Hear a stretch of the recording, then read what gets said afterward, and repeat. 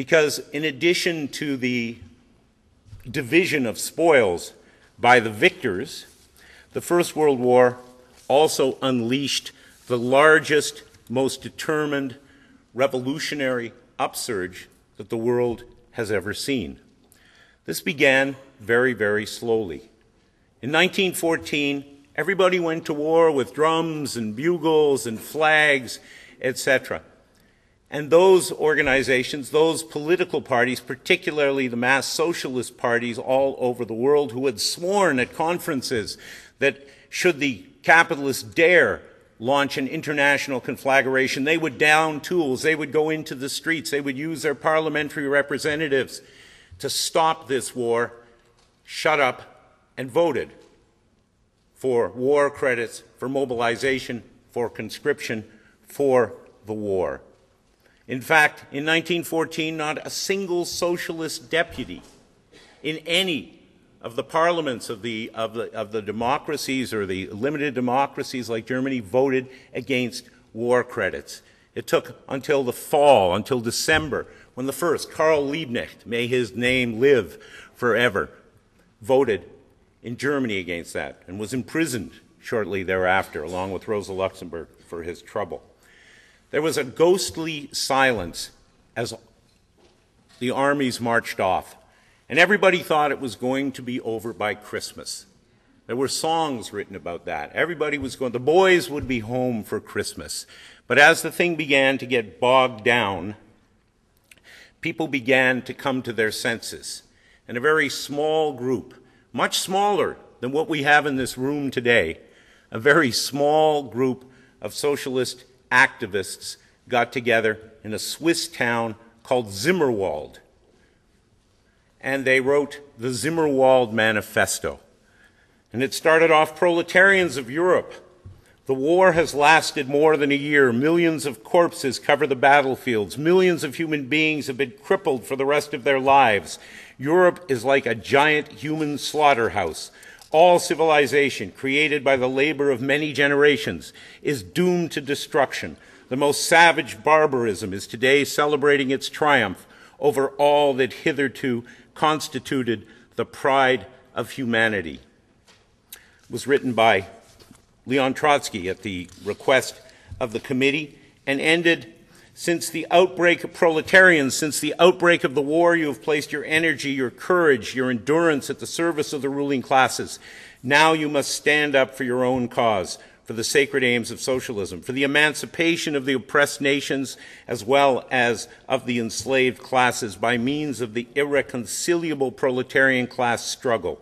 Working men and working women, mothers and fathers, widows and orphans, wounded and crippled, we call to all of you who are suffering from the war and because of the war, beyond all borders, beyond the reeking battlefields, beyond the devastated cities and villages, proletarians of all countries unite. This wasn't a bad document. At the time, Lenin, who attended and signed on behalf of the Russians, joked that after 50 years of socialism in Europe, the entire internationalist left could be contained in 4 carriages. And he was right. But soon that word began to spread, and soon the impact of the war began to be felt. And soon larger groups of people than could fit into 4 carriages began to take up the banner. And you can see this in some elementary figures, that in 1915, in Germany, there were 137 strikes and 14,000 strikers. In 1916, there were 240 strikes and 129,000 strikers. In 1915, the year of Zimmerwald in France, 98 strikes, 9,000 strikers. A year later, 314 strikes, 41,000 strikers. Russia, big country, ahead of the curve, really. 1915, 928 strikes and 539,000 strikers. In 1916, 1,410 strikes and 1,086,000 strikers. And soon, in the fall of in the spring of 1917, the Russian Revolution broke out. And it was a revolution that was generated to a large extent by the soldiers in the trenches who were absolutely fed up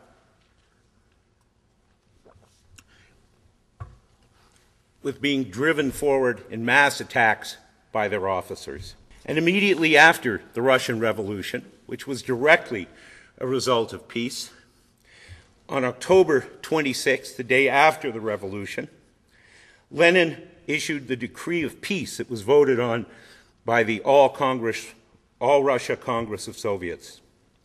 The workers' and peasants' government, created by the revolution of October 24th, 25th, and basing itself on the Soviets of workers, soldiers, and peasants' deputies, calls upon all the belligerent peoples and their governments to start immediate negotiations for a just, democratic peace.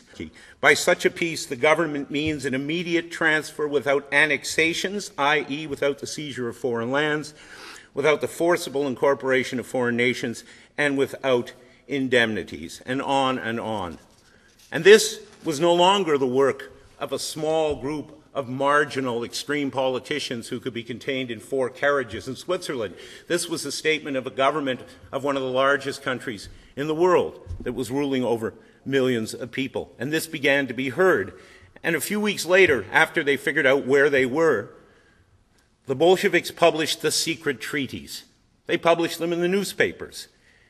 And the Manchester Guardian in England, a good paper then as now, in limited framework, published them in English. And they were read in England. And of course, after that, everybody knew really what they were fighting for.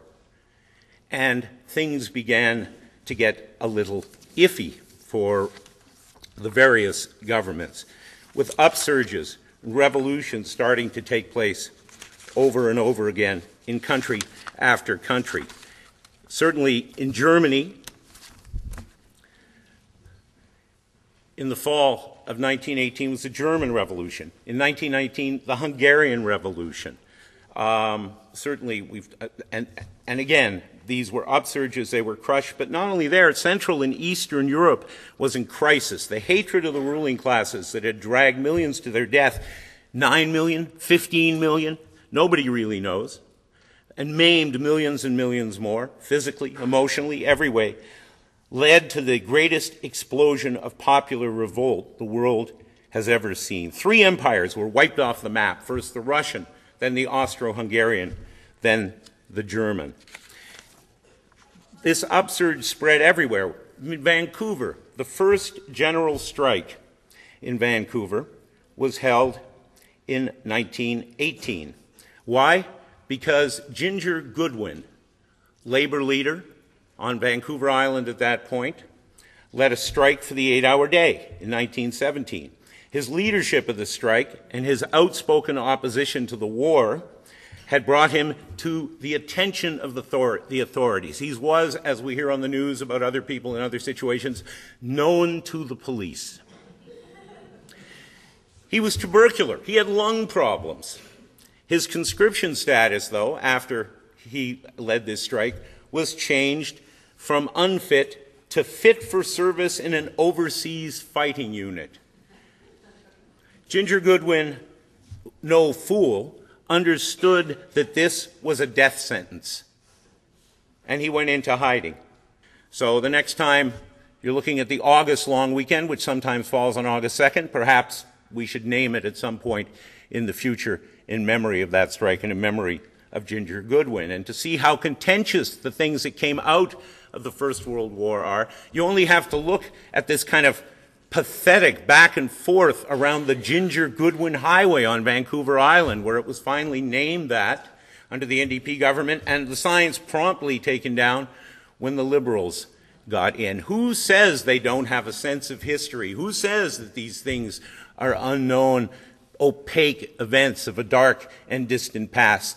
They still live, just as the issues that sponsored them live. In Calgary, that hotbed of radical politics at that time, the one big union was launched.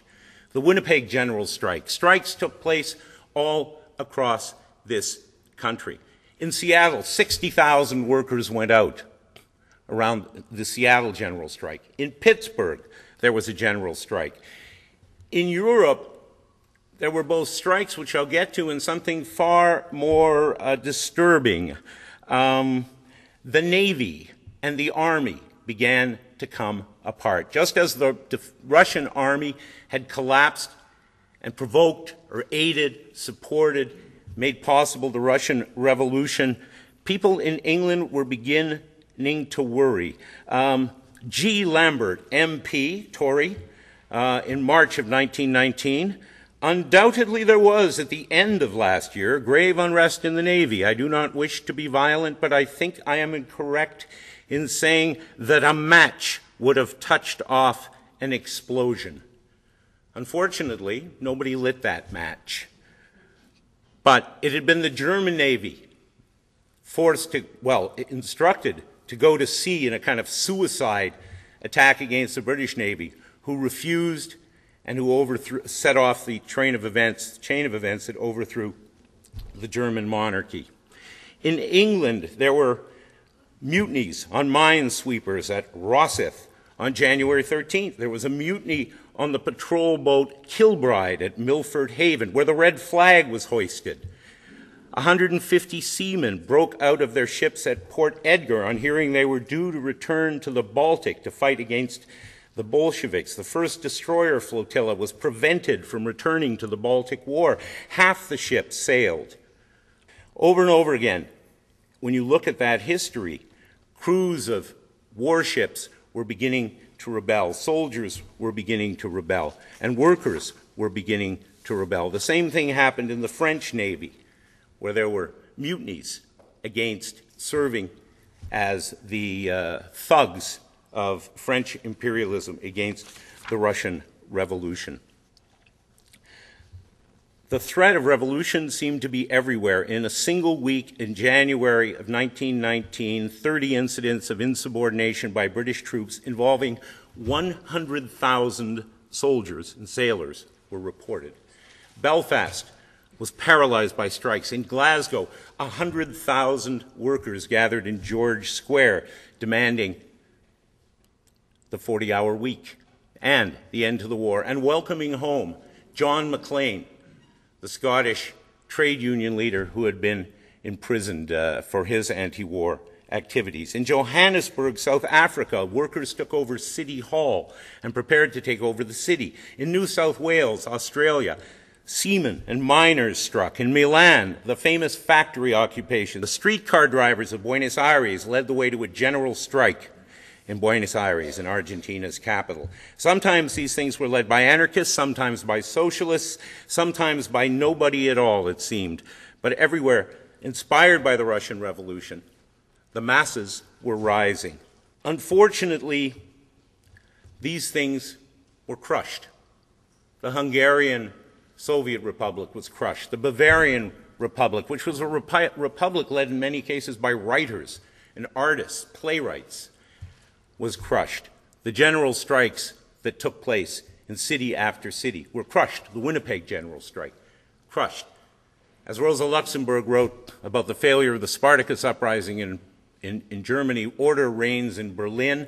Unfortunately, order began slowly but surely to be restored, except in Russia.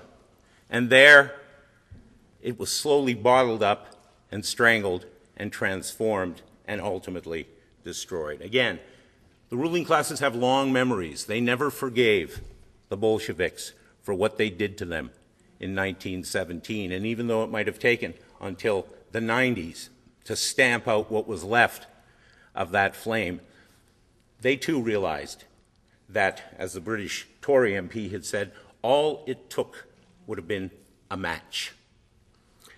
We're still dealing with the results of the First World War. The Versailles Treaty led to disaster after disaster. Japanese militarism was encouraged. Fascism came to power in Italy, came to power in Portugal, it came to power in Germany, came to power in Spain. The First World War paved the way for the Second World War, and we are still dealing with that too, a kind of sad echo. You can always ask yourself, what if, maybe, the Russian Revolution had not been bottled up? somehow and had spread into Germany and Central Europe, it would not have disfigured the left for 70 years. The Holocaust would not have happened. The Spanish Civil War would have ended differently. There would be an independent Kurdistan, and the islanders of Rongelap would not be racked by nuclear disease, passed down from generation to generation. So many things would have happened if. And who knows what was lost in the slaughter? What great works? The cure for cancer? Great art? Who knows? We do know that the world would be a very different one from the world that we live in, characterized by endemic wars, economic crises, and environmental catastrophe, because that war, economic crisis, environmental catastrophe, that is the legacy of the war to end all wars. However, we must use the lessons of the past to build a different future. We are unlikely to see that different future, another world that is possible. We can imagine it, though. But when war is something children learn about on school trips to the museum and not something they see outside their doors or on television every night, we want them to remember that even in the darkest times, there were those who spoke out and acted, who wrote, who marched, who made art for a different kind of world. And I'll end with a song that was written by Ralph Chaplin. Ralph Chaplin wrote Solidarity Forever, which is a song that anybody who's been around the labor movement, or even if you haven't, has heard by and large. But he wrote other songs too, and I always liked another one of his a lot better than Solidarity Forever, and it's called Commonwealth of Toil. And the chorus is, "But we have a glowing dream of how fair the world will seem when each person can live their life secure and free, when the earth is owned by labor and there's joy and peace for all in the commonwealth of toil that is to be." And I'll end there. Thank you.